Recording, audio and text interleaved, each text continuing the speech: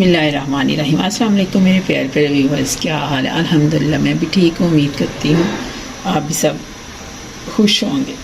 सुबह सुबह का टाइम है मॉर्निंग का, तो ये मैं नाश्ते में बनाने लगी हूँ मिल्क शेक खजूर का। सेहत के लिए बहुत अच्छा जिस तरह से बनता है तो बहुत फ़ायदेमंद है ये। तो ये मैंने रात की 3 खजूरें भिगो के रखी हुई थी। अब मैं इसका थोड़ा सा पानी उतार देती हूँ, थोड़ा अंदर डाल दूँगी। हाँ जी, ये देखें, ये अंदर डाला तो ऑप्शन है चीनी का, अगर आपने डालनी है तो डाल लें, नहीं डालनी तो ना डालें। मैं नहीं डाल, ये दूध किया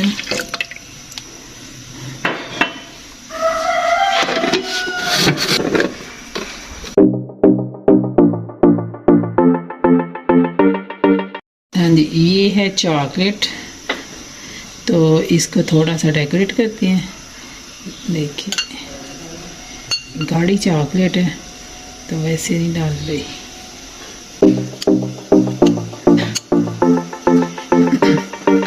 अंदर नहीं डाल रही तो वैसे खा लें। बिस्मिल्लाहिर्रहमानिर्रहीम।